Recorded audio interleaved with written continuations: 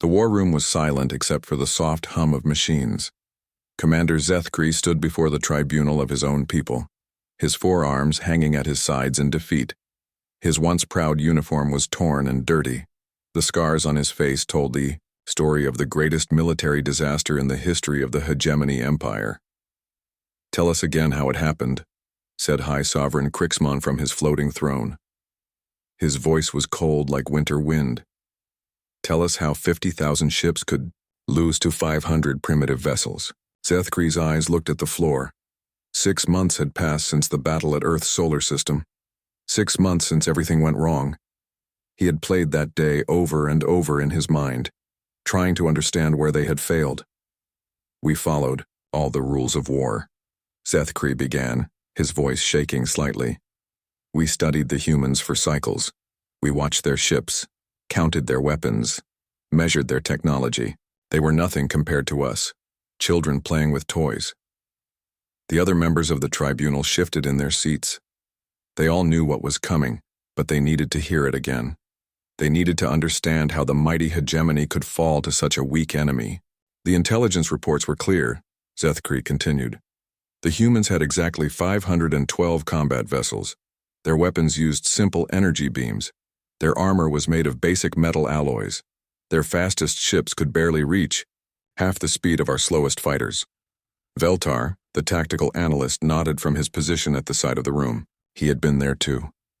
He had seen it all happen. "The numbers were correct, Commander. We checked them 3 times. Even added extra ships to be safe." "Yes," Zethkri said, his voice getting stronger. "We brought 50,000 ships to fight. 500. 100 to 1 odds. No species in the galaxy had ever survived such numbers. The humans should have surrendered the moment they saw our fleet. But they had not surrendered. That was the first sign that something was different. About these humans, Zethkri remembered the moment clearly. The great hegemony fleet had dropped out of faster-than-light travel at the edge of the human solar system. 50,000 ships stretched across space like a metal cloud. Each ship was the size of a human city. Each ship carried enough firepower to destroy a planet. The humans had responded within hours. Their small fleet had left the safety of their planet and moved toward the hegemony armada. Not away from it. Toward it. "They came straight at us," Zethkri told the tribunal. No fear. No hesitation. As if 500 ships could somehow defeat 50,000. High Sovereign Crixmon leaned forward. "Did you consider that this might be a trap?" "Of course," Zethkri replied. "But what trap could work against such odds? We scanned the entire system. No hidden fleets, no secret weapons, no massive defense platforms, just their small ships and their single planet. That had been their first mistake. They had looked for the obvious things. Hidden fleets, secret bases, massive weapons. They had not looked for what the humans had actually prepared. The human fleet was led by a ship called the Liberty. On board was Commander Jake Morrison, the human fleet leader. The hegemony had studied him too. 43 years old. Born on Earth, no special training, no unique skills, just another human soldier. "Morrison sent us a message," Zethkri continued. "He said they wanted to negotiate. He said they knew they were outnumbered, but they would not give up without a fight." The tribunal members made soft sounds of disbelief. Fighting when outnumbered 100 to 1 was not brave. It was stupid. "What did you tell him?" asked Crixmon. "I told him what I told all the other species we conquered. Surrender now and some of his people would live. Fight us and they would all die." Morrison's response had been simple and direct. He had said no. The human commander had explained that his people would rather die fighting than live as slaves. He had said that freedom was worth more than life. Words that the hegemony had heard before from other species. Words that always meant nothing in the end. "We gave them 1 day to reconsider," Zethkri said. Morrison used that time well. He moved his ships into formation between our fleet and his planet. A classic defensive position. Exactly what our tactics manuals said primitive species would do. During that day, the hegemony had prepared for battle. 50,000 ships had organized into attack formations.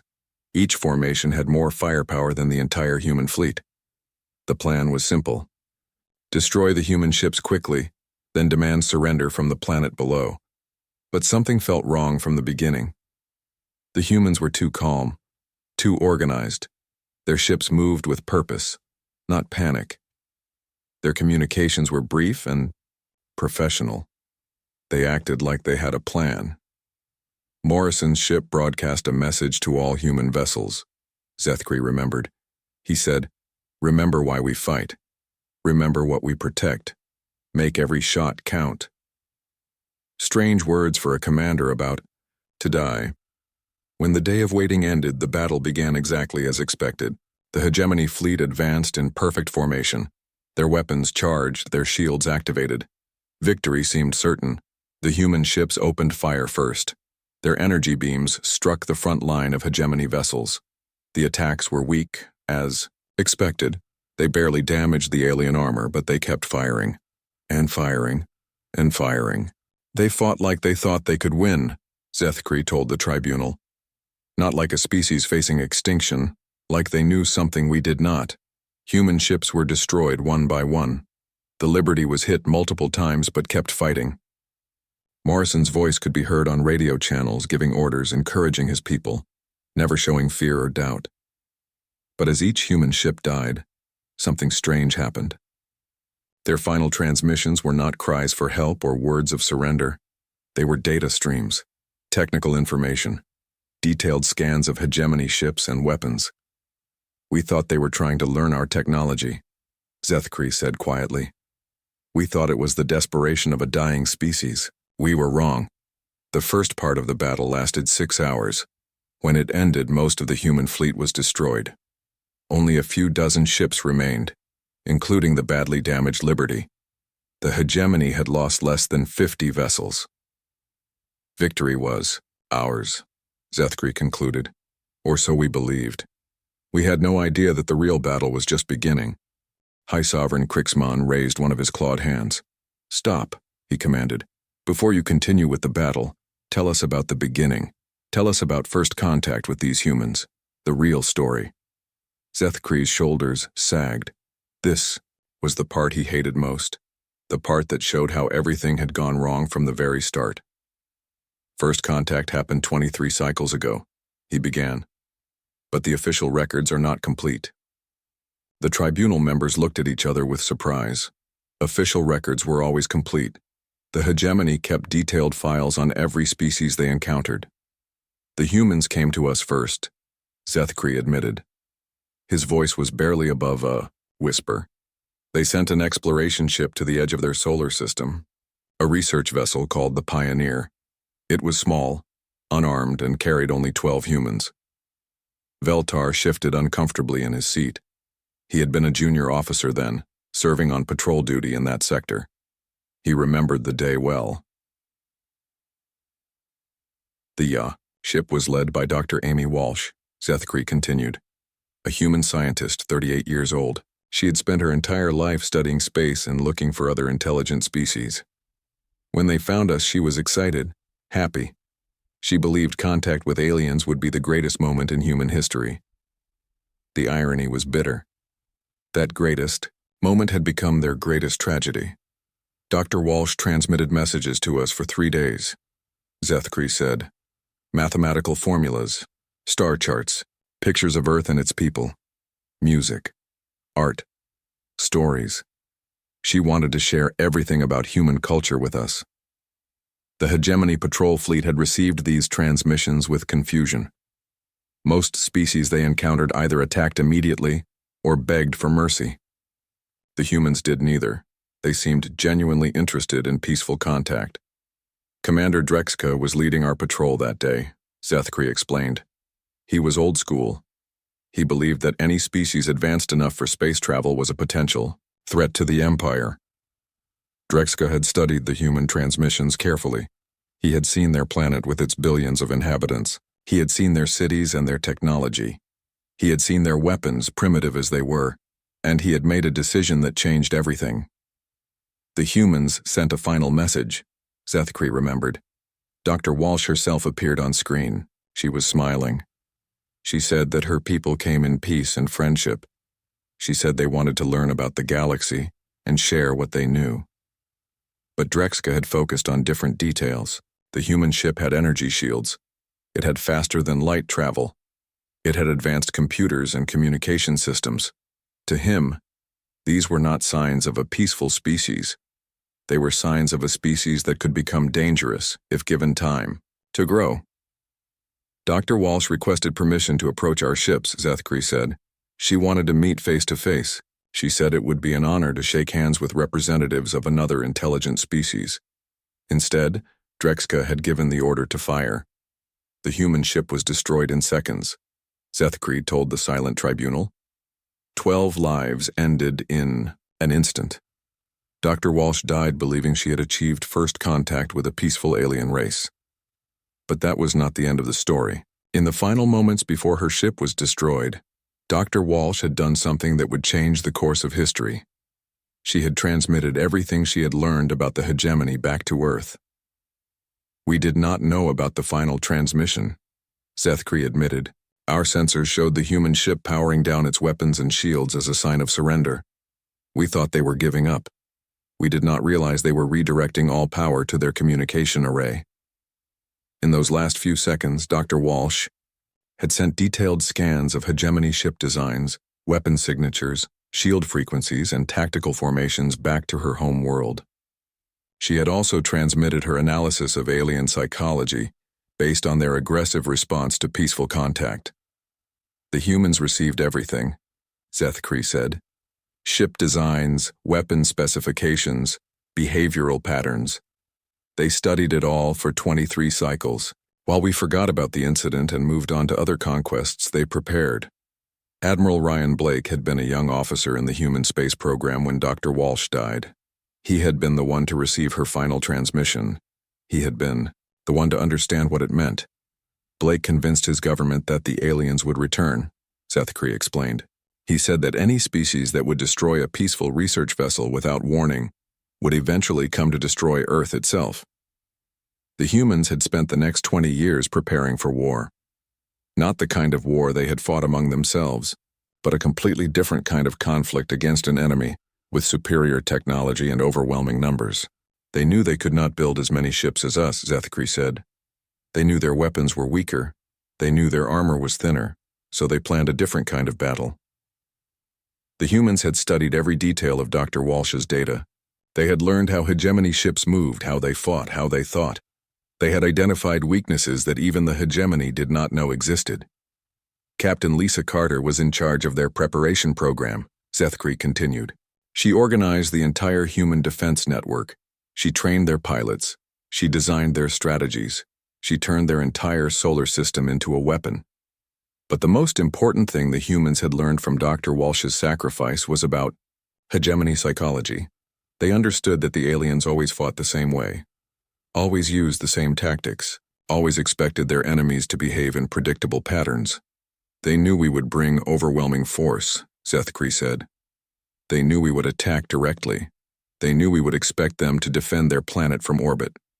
So they planned to do something we would never expect. 20 years of preparation. 20 years of turning weakness into strength. 20 years of preparing for a battle that most of the galaxy thought was impossible to win. When our fleet arrived at Earth, Zethkri concluded this part of his story, we thought we were fighting primitives who had stumbled onto space travel by accident. We did not know we were fighting a species that had spent 2 decades studying our every weakness and preparing for our arrival. Lieutenant Sam Parker had been born 3 years after Dr. Walsh died. He had grown up knowing that aliens existed and that they were coming. His entire life had been shaped by that knowledge. He and thousands of other young humans had trained for one purpose: to fight an enemy that seemed impossible to defeat. The humans never forgot what happened to Dr. Walsh, Zethkri said quietly. They never forgot that we killed her for trying to make friends. And they never forgave us for it.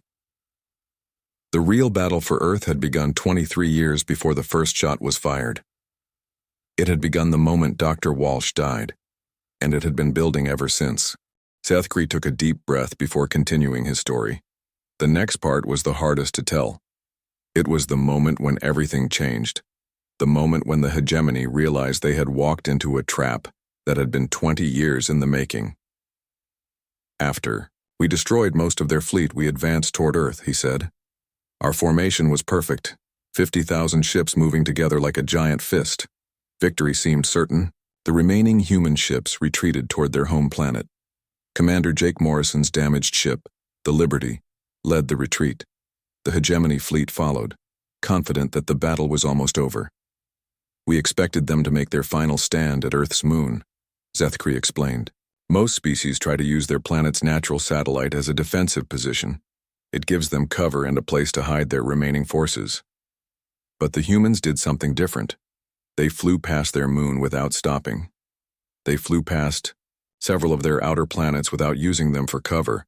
They seemed to be running toward Earth with no plan at all. Morrison was transmitting on all frequencies, Zethkri remembered. He was giving orders to his remaining ships, but the orders made no sense.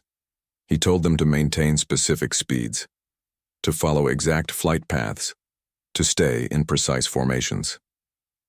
Veltar had been monitoring these transmissions from his position on the command ship. At the time, he thought the human commander was simply trying to keep his broken fleet together during their retreat. The humans were flying in patterns, Veltar said from his seat at the tribunal. Complex mathematical patterns that served no tactical purpose. We thought Morrison had lost his mind from the stress of defeat. But those patterns had a purpose, a deadly purpose that the hegemony did not understand until it was too late. As the alien fleet chased the retreating humans deeper into the solar system, strange things began to happen. Small objects started appearing on their sensors. Tiny blips that seemed to come from nowhere. At first we thought they were space debris, Zethkri said. Broken pieces of the human ships we had destroyed. The objects were too small to be weapons, too slow to be missiles. The objects were asteroids, chunks of rock and metal that had been floating in space for millions of years. But these asteroids were moving in ways that natural objects should not move. Captain Lisa Carter's voice came. Over the communication channels, Zethkri continued. She was not on any of the retreating ships. She was somewhere else in the system, somewhere we could not locate. Carter's message was simple and terrifying. She said that the hegemony fleet was exactly where the humans wanted them to be. She said that the retreat had not been a retreat at all. It had been bait. "Welcome to our solar system," Carter had said. "We have been waiting for you." The first asteroid struck a hegemony ship on the outer edge of their formation. The impact was devastating. The rock was moving at incredible speed, accelerated by hidden engines that the aliens had not detected. It punched through the alien ship's shields and armor like they were made of paper. "One ship," Zethkri said to the tribunal. "We lost one ship to a flying rock. We thought it was an accident, a lucky shot by desperate humans." Then a second asteroid struck, then a third, then dozens more. The humans had spent 20 years turning their solar system into a weapons platform. They had attached engines and guidance systems to thousands of asteroids. They had calculated orbital paths and gravitational assists. They had turned simple rocks into guided missiles that could strike from any direction. "The asteroids came from everywhere," Zethkri said, his voice shaking with the memory. "Above us, below us, from the sides. Some came straight at us. Others curved around planets and moons using gravity to increase their speed. The hegemony fleet tried to shoot down the incoming rocks. Their weapons fired in all directions. But for every asteroid they destroyed, 10 more appeared. The humans had prepared thousands of them." Morrison's retreat path suddenly made sense, Veltar added. He had led us into the perfect position, the exact spot where all the asteroid paths converged. We were in the center of a giant trap, but the asteroids were only the beginning, as the alien ships struggled to defend against the rock bombardment. Other hidden weapons activated throughout the solar system. Massive railguns that had been built into the surfaces of moons opened fire. These weapons had been disguised as mining equipment or research stations. The hegemony scouts had seen them during their reconnaissance but had dismissed them as harmless industrial tools. The railgun projectiles moved faster than our sensors. "Could track," Zethkri explained. Simple metal slugs accelerated to incredible speeds. They hit our ships before we even knew they had been fired. The humans had also hidden weapons platforms in the asteroid belt between Mars and Jupiter. These platforms looked like natural rocks from the outside, but they contained advanced missile systems and particle beam weapons. Every piece of debris in their solar system was a potential weapon, Zethkri said. Every moon was a gun platform. Every asteroid was a missile. The humans had turned physics itself against us. The hegemony formation began to break apart as ships tried to avoid the constant bombardment. But breaking formation only made things worse. The humans had planned for this too. Lieutenant Sam Parker led a squadron of hidden human fighters that had been waiting in the shadow of Jupiter's largest moon. These ships were smaller and faster than the ones that had been destroyed earlier. They struck at the confused alien vessels like angry wasps. Parker's fighters used hit-and-run tactics, Zethkri continued. They would appear from behind cover, fire a few shots, then disappear again. We could not pin them down or predict where they would strike next. The most terrifying part was the coordination. Every human weapon, from the largest railgun to the smallest fighter, was working together as part of a single plan. The asteroids would force alien ships to move in specific directions. The railguns would fire at exactly the right moment to hit the moving targets. The fighters would attack ships that were already damaged and confused. It was like fighting the solar system itself, Zethkri said. Not just the humans, but the planets, the moons, the asteroids, everything. They had turned their entire star system into one giant weapon. Commander Jake Morrison's voice came over the communication channels again, but this time he was not giving orders to retreat. He was giving orders to attack. All units, execute Phase 2, Morrison had said. Show them what happens when you threaten Earth. Phase 2 turned out to be even worse than Phase 1. Hidden, human installations throughout the solar system began activating simultaneously. Weapons that had been disguised as space stations, mining facilities, and scientific outposts revealed their true purpose. We had been surrounded from the moment we entered their system.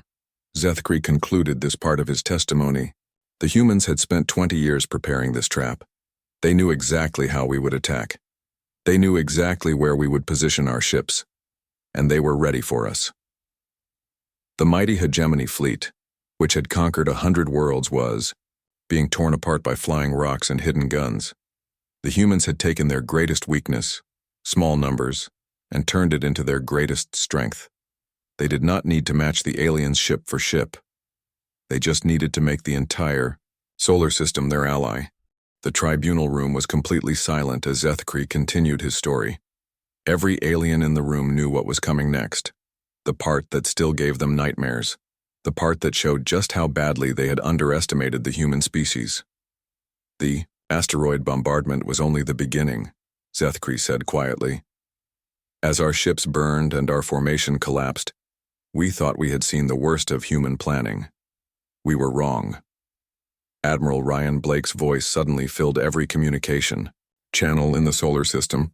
His transmission was being broadcast from Earth itself, reaching not just the battle zone but every corner of known space. "Attention, hegemony forces," Blake had said, his voice calm and cold. "You made a mistake 23 years ago when you killed Dr. Amy Walsh. You made an even bigger mistake when you came here today. Allow me to show you the price of underestimating humanity. What happened next changed everything the hegemony thought they knew about warfare. Explosions began happening throughout our supply lines," Zethkri explained to the stunned tribunal. "Not just in the solar system, but in star systems hundreds of light years away. Our fuel depots, ammunition stores, repair facilities, all of them were being destroyed simultaneously." Feltar leaned forward in his seat. "How is that possible? Humans barely had space travel 20 years ago. How could they have agents in our territory?" "That is what we asked ourselves," Zethkri replied. The answer came from Blake himself. He explained that humans had been infiltrating our empire for 15 years. Not with armies or fleets, but with individuals. Spies, saboteurs, people who looked and acted like loyal hegemony citizens. The humans had used their knowledge of alien psychology gained from Dr. Walsh's final transmission to create perfect disguises. They had studied how different alien species behaved, how they talked, how they thought. Then they had sent volunteers to live among them. Human agents had been working in our shipyards, Zethkri continued. They had been serving on our cargo ships. They had been living in our cities, working in our factories, even serving in our military. All of them waiting for this day. The infiltration had been slow and careful. 1 human here, 2 there. Never enough to be noticed, but always in the right places to do maximum damage when the time came. A human named Tom Bradley had been working as a mechanic on Supply Station 7 for 3 years, Zethkri said. His alien co-workers liked him. He was friendly, hardworking, reliable. When Blake gave the signal, Bradley destroyed the entire station and every ship docked there. Similar stories were happening across the Hegemony Empire. Humans who had lived quiet, normal lives among aliens suddenly revealed themselves as saboteurs. They destroyed critical infrastructure, stole important information, and vanished into the chaos they had created. But the real shock was still coming. Commander Jake Morrison's ship reappeared on our sensors, Zethkri said. The Liberty, which we thought we had destroyed hours earlier. Morrison was alive, and he was broadcasting from inside one of our own vessels. The alien tribunal members made sounds of disbelief. How could a human commander end up on a hegemony ship? Morrison explained everything, Zethkri continued. When his ship was damaged, he had not retreated to safety. Instead, he had led a boarding party onto one of our vessels. They had captured it from the inside. The humans had done something that no other species had ever attempted. They had turned the hegemony's own rigid command structure against them. Morrison understood our psychology better than we understood it ourselves, Zethkri admitted. He knew that our crews follow orders without question. He knew that our officers fear punishment more than they fear death. He used these weaknesses to take control of entire ships. Morrison had appeared on the bridge of the captured alien vessel, wearing a hegemony uniform. He had spoken in perfect alien language, using the correct rank insignia and command codes. The crew had been so confused and frightened that they had obeyed his orders without thinking. He convinced them that he was a special inspector sent by High Command, Zethkri said. He told them that their captain was a traitor, and that they must follow his instructions to prove their loyalty. Within hours, Morrison had control of not just one ship, but an entire squadron. The alien crews were so afraid of being accused of treason that they did exactly what he told them to do. He turned our own ships against us, Zethkri said, his voice filled with shame. Hegemony vessels firing on other hegemony vessels, our crews fighting each other while Morrison coordinated the attacks. But even this was not the humans' most devastating weapon. Dr. Amy Walsh's research had given us more than just technical information, Zethkri continued. She had studied our biology, our genetics, our immune systems. The humans had spent 20 years developing targeted biological weapons. The weapons were not designed to kill. They were designed to disable. Microscopic viruses that attacked the neural interfaces aliens used to control their technology. The viruses spread through ship ventilation systems, infecting entire crews within minutes. The infected crews could not operate their weapons or shields, Zethkri explained. They remained conscious and aware, but they could no longer interface with their ship's computers. Their vessels became floating coffins, helpless and defenseless. Captain Lisa Carter's voice came over the communication channels again. She revealed that the biological weapon had been released throughout the hegemony fleet at the very beginning of the battle. Every alien ship had been slowly losing its ability to function. The weapon was invisible and undetectable, Zethkri said. It spread through our recycled air systems. Every breath we took brought us closer to technological paralysis. Ship after ship began going dark as their crews lost the ability to control their systems. Advanced hegemony vessels with technology far superior to anything humans possessed became useless chunks of metal floating in space. We finally understood the true scope of human preparation, Zethkri told the tribunal. They had not just planned for a battle. They had planned for total war. They had turned our own biology, psychology, and technology against us. Lieutenant Sam Parker's fighter squadron emerged from hiding again, this time to capture the disabled alien vessels. The humans boarded ship after ship, taking prisoners and gathering intelligence. Parker himself led the boarding party onto my command ship. Zethkri said quietly. He was young, maybe 25 years old. But he looked at me, with eyes that had seen too much, eyes that remembered Dr. Amy Walsh. The young pilot had spoken to Zethkri in perfect alien language. He had said that this was what happened when you attacked innocent explorers. He had said that humanity never forgot and never forgave. The humans had weapons we never imagined. Zethkri concluded this part of his testimony. Not just guns and missiles, but psychology and biology and infiltration. They had turned every aspect of civilization into a weapon. The great hegemony fleet was falling apart. Ships disabled by biological weapons, crews confused by psychological warfare, supply lines destroyed by hidden saboteurs. The humans had not just defeated them in battle, they had outthought them at every level. We came expecting to fight primitives, Zethkri said.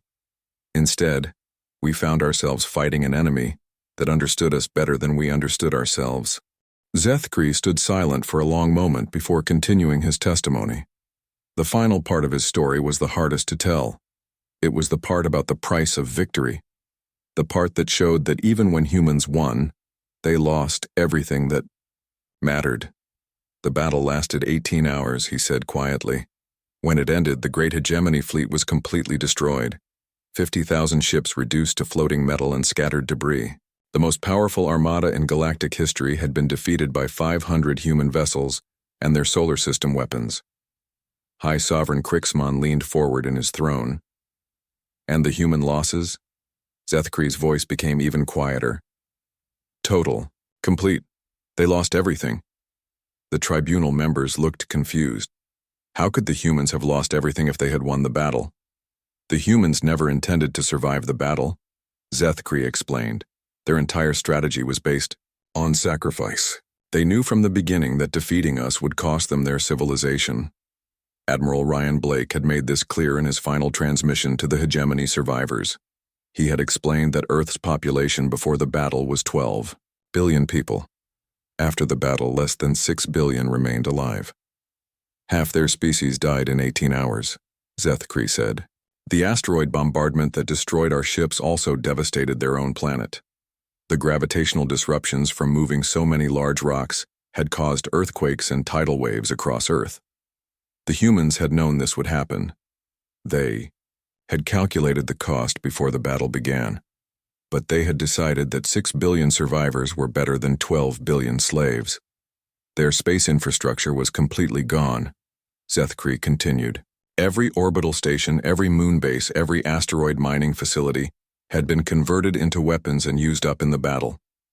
It would take them centuries to rebuild their presence in space. Captain Lisa Carter had been one of the casualties. Her command center on the far side of Earth's moon had been destroyed when one of the redirected asteroids had struck it. She had died knowing that her strategy had worked, but she had not lived to see the victory. Commander Jake Morrison survived, Zethkri said. But when he returned to Earth, he found a world in ruins. The cities where he had grown up were flooded or buried under rubble.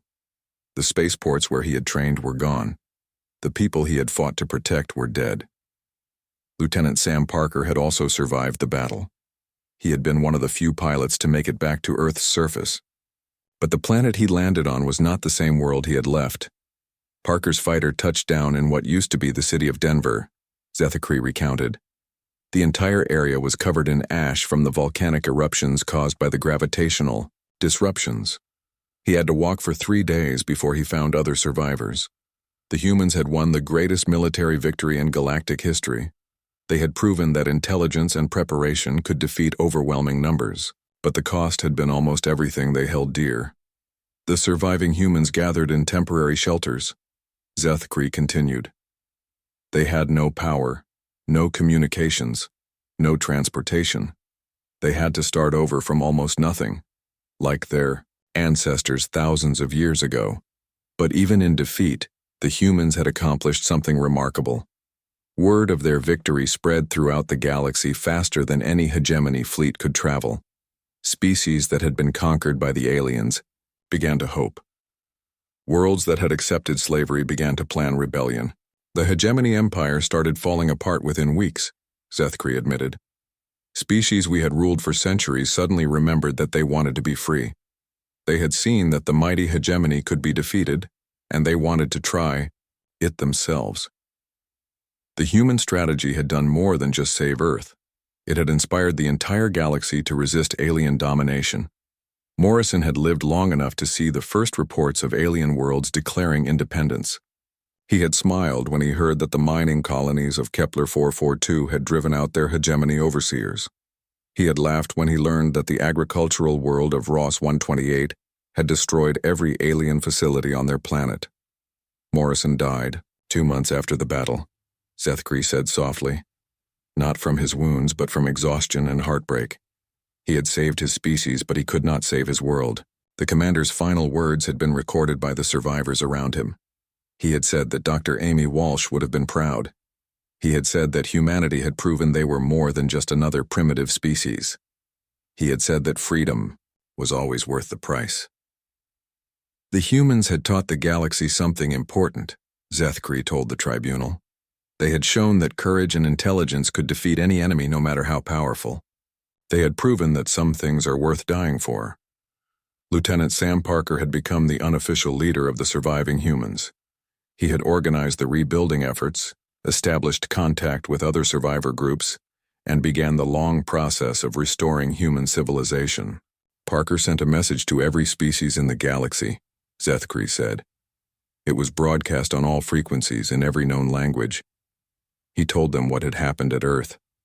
He told them that the hegemony could be beaten. The message had been simple and direct.